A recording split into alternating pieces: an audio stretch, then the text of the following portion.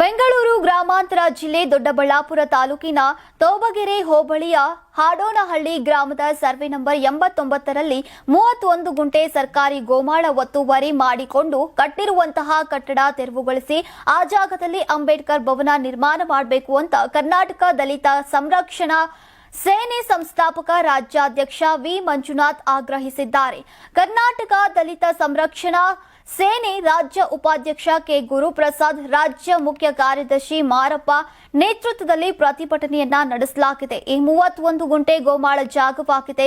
ಸರ್ಕಾರದ ಅನುಮತಿ ಇಲ್ಲದೆ, ಯಾವುದೇ ದಾಖಲೆಗಳು ಇಲ್ಲದೆ ಅಕ್ರಮವಾಗಿ ಅರ್ಕಾವತಿ ರೈತ ಉತ್ಪಾದಕರ ಕಂಪನಿಯವರು ಕಟ್ಟಡ ಕಟ್ಟಿದ್ದಾರೆ ಅಂತ ಆರೋಪಿಸಿದ್ದಾರೆ. ಈ ಕೂಡಲೇ ಸ್ಥಳದ ದಾಖಲಾತಿ ಪರಿಶೀಲಿಸಿ ಒತ್ತುವರಿಯನ್ನ ತೆರವುಗೊಳಿಸಿ ಅದೇ ಜಾಗದಲ್ಲಿ 10 ದಿನಗಳ ಒಳಗಾಗಿ ಕ್ರಮ ಕೈಗೊಂಡು ಅಂಬೇಡ್ಕರ್ ಭವನಕ್ಕೆ ಜಾಗ ಮೀಸಲಿಡಬೇಕು ಅಂತ ಆಗ್ರಹಿಸಿದ್ದಾರೆ. ಸರ್, ಇವತ್ತು ಬೆಂಗಳೂರು ಗ್ರಾಮಾಂತರ ಜಿಲ್ಲೆ ದೊಡ್ಡಬಳ್ಳಾಪುರ ತಾಲೂಕು ತೂಗ್ಗೆರೆ ಹೋಬಳಿ ಆಡನಹಳ್ಳಿ ಗ್ರಾಮದ ಸರ್ವೆ ನಂಬರ್ 89ರಲ್ಲಿ 31 ಗುಂಟೆ ಸರ್ಕಾರ ಗೋಮಾಳ ಇದೆ.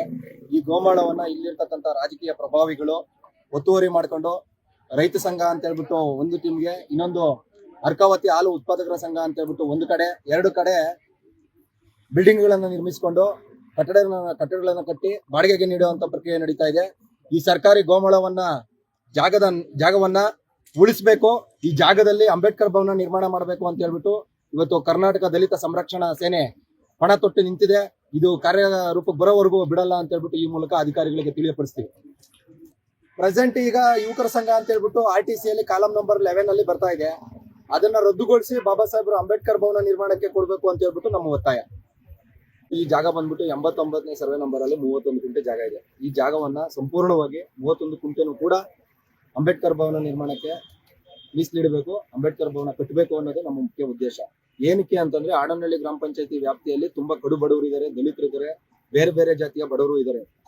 ಆದ್ರೆ ಎಲ್ಲಾ ಜಾತಿ ಜನಾಂಗದವರು ಇವತ್ತಿನ ಕಾಲಘಟ್ಟದಲ್ಲಿ ಒಂದು ಮದುವೆ ಆಗಿರ್ಬೋದು, ಒಂದು ನಾಮಕರಣ ಆಗಿರ್ಬೋದು, ಒಂದು ಸಭೆ ಸಮಾರಂಭಗಳಾಗಿರ್ಬೋದು ಮಾಡ್ಬೇಕು ಅಂತಂದ್ರೆ ಈ ಚೌಟ್ರಿಗಳಲ್ಲಿ ಹೋಗ್ಬಿಟ್ಟು 50,000, 75,000, 1 ಲಕ್ಷ ದುಡ್ಡು ಕೊಟ್ಟು ಅವರು ಕಾರ್ಯಕ್ರಮಗಳು ಮಾಡೋದಕ್ಕಾಗೋದಿಲ್ಲ.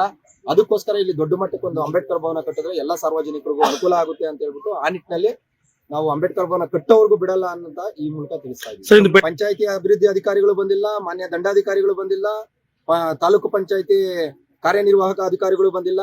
ಇನ್ನು ಕೆಲವೇ ನಿಮಿಷಗಳಲ್ಲಿ ಇಲ್ಲ ಕೆಲವೇ ಗಂಟೆಗಳಲ್ಲಿ ಬಂದು ನಮ್ಮ ಅಹವಾಲನ್ನ ಸ್ವೀಕಾರ ಮಾಡಿಲ್ಲ ಅಂತಂದ್ರೆ ನಾವು ಹೋಗಿ ಏಕಾಏಕಿ ರಸ್ತೆ ತಡೆ ಮಾಡುವಂತ ಕಾರ್ಯಕ್ರಮ ನಡೆಯುತ್ತೆ ಅಂತ ಹೇಳ್ಬಿಟ್ಟು ತಿಳಿಸ್ತಾ ಇದ್ದೀವಿ. ನೀವು ಸಣ್ಣ ಆಗ್ಬೇಕಲ್ವಾ? ಅದು ಒಂದು ಉತ್ತಮ ಆಹಾರದಿಂದ ಸಣ್ಣ ಆಗ್ಬೇಕಲ್ವಾ? ಪ್ರತಿದಿನ ನಮ್ಮ ಜೀನಿ ಸ್ಲಿಮ್ ನ ಯೂಸ್ ಮಾಡಿ ಯಾವುದೇ ಸೈಡ್ ಎಫೆಕ್ಟ್ ಇಲ್ದಂಗೆ ನೀವು ಸಣ್ಣ ಆಗ್ತೀರಾ. ಯಾರಾಗ್ತಾರೆ ಎಂಎಲ್ಎ ಅಭ್ಯರ್ಥಿ 2028 ಶೀಘ್ರದಲ್ಲೇ. ಪ್ರತಿದಿನ ಒಂದೊಂದು ಕ್ಷೇತ್ರದ ಟಿಕೆಟ್ ಆಕಾಂಕ್ಷಿಗಳ ಸಂಪೂರ್ಣ ಮಾಹಿತಿ ಪೊಲಿಟಿಕಲ್ ಜರ್ನಲಿಸ್ಟ್ KM ಶಿವಕುಮಾರ್ ಅವರಿಂದ. ಕರ್ನಾಟಕದ ನಂಬರ್ 1 ಡಿಜಿಟಲ್ ಮೀಡಿಯಾ ನಿಮ್ಮ ನೆಚ್ಚಿನ ಕರ್ನಾಟಕ ಟಿವಿಯಲ್ಲಿ ಮಾತ್ರ.